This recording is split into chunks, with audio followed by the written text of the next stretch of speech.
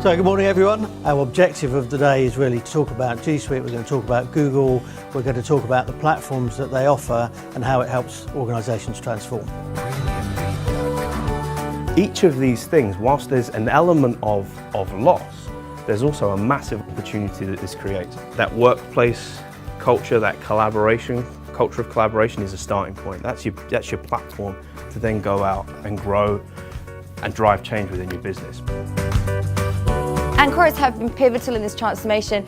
We have always been completely aligned. We celebrate the same successes and we are truly one team. The difference it has made has been, I can only say it's been profound, it really has. It's certainly changed my life and I panic about perhaps having to join an organisation that doesn't use these tools in the future. So if we'd had to upgrade email servers or mess around with patching them, we'd have really struggled. With Gmail, that just was not an issue.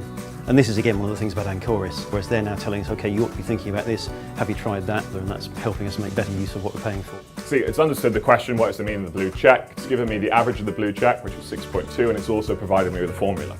Again, Google wants to remove that additional work, put it straight into the functionality itself. So all you have to do is press Explore, type in a simple question, and it provides you the results.